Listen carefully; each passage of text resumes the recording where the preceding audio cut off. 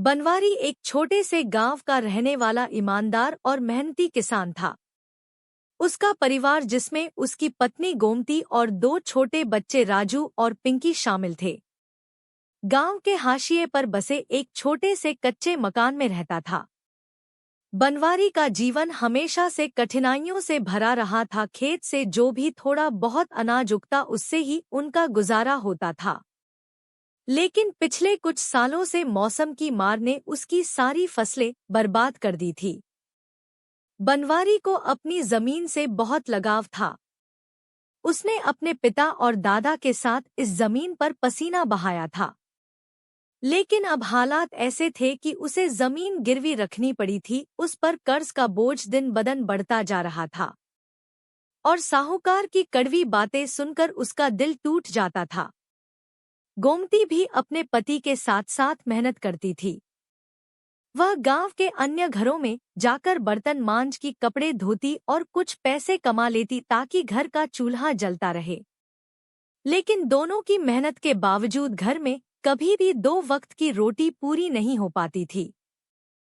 बच्चे अक्सर भूखे सो जाते और यह दृश्य देखकर बनवारी और गोमती का दिल रोने लगता। राजू, बनवारी का 10 साल का बेटा, पढ़ाई में बहुत होशियार था। उसका सपना था कि वह बड़ा होकर कुछ बड़ा काम करेगा और अपने परिवार की गरीबी को हमेशा के लिए मिटा देगा।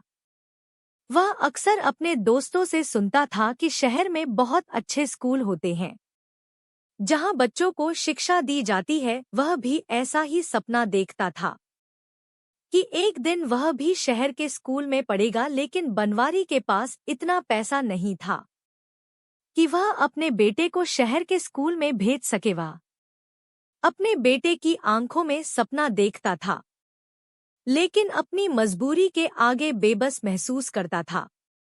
एक दिन राजू ने अपने पिता से कहा, बाबूजी, क्या मैं भी शहर जाकर पढ़ सकता हूँ?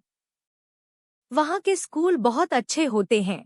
मैं भी चाहता हूँ कि शहर के अच्छे और बड़े स्कूल से शिक्षा पूरी करूं। बनवारी ने अपने बेटे की बात सुनी और उसके सपनों को समझा, लेकिन अपनी मजबूरी को छुपाते हुए बोला, बेटा, समय आने पर तू शहर के स्कूल में जरूर पढ़ेगा। अभी के लिए तू यहाँ के स्कूल में पढ़ाई कर, मैं कुछ इंतजाम करता हूँ, तू चिंता मत कर। राजू की आंखों में उम्मीद थी, लेकिन बनवारी की आंखों में आंसू। वह जानता था कि वह अपने बेटे के सपनों को पूरा नहीं कर पाएगा। इसी बीच गांव में सूखा पड़ गया। बारिश ने समय पर साथ नहीं दिया और बनवारी की सारी फसलें सूख गई।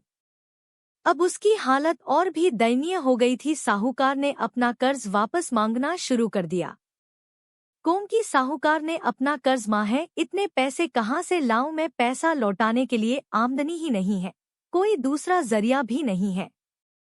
अब पैसे लौटने के लिए हमें जमीन भेजनी होगी। बनवारी के पास कोई और चारा नहीं बचा। उसने अपनी जमीन को बेचने का फैसला किया। जब गोमती को इस बारे में पता चला तो वह रोते हुए बोली, यह जमीन ही तो हमारी आखिरी उम्मीद थी।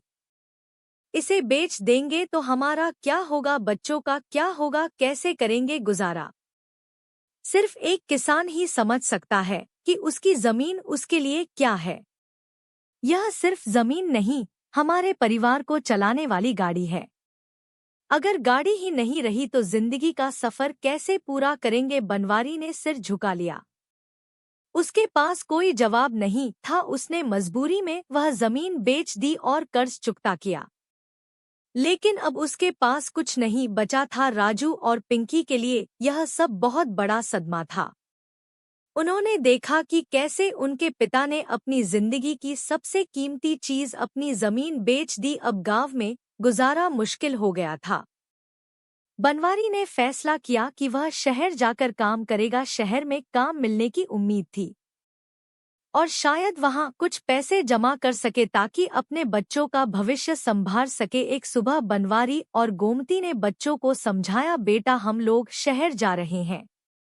शहर में मैं कोई ना कोई काम ढूंढ लूंगा और वहां ज्यादा काम मिलेगा। वैसे भी अब इस गांव में हमारे लिए आमदनी का कोई जरिया नहीं बचा है। शहर में तुम लोग भी अच्छे स्कूल में पढ़ सकोगे और फिर इसके अलावा हमारे पास कोई और रास्ता भी नहीं है। राजू और पिंकी को शहर का नाम सुनकर थोड़ी खुशी हुई, लेकिन उन्हें गांव छोड़ने का दुख भी था। शहर में आकर बनवारी ने कई दिनों तक काम की तलाश की, लेकिन हर जगह उसे निराश ही हाथ लगी। कभी कभी उसे मजदूरी मिल जाती जिससे 2 वक्त का खाना मुश्किल से जुटता। गोमती भी शहर में दूसरों के घरों में काम करने लगी, लेकिन शहर का खर्चा बहुत ज्यादा था। बच्चों की पढ़ाई और घर का खर्चा संभालना दिन बदन मुश्किल हो रहा था।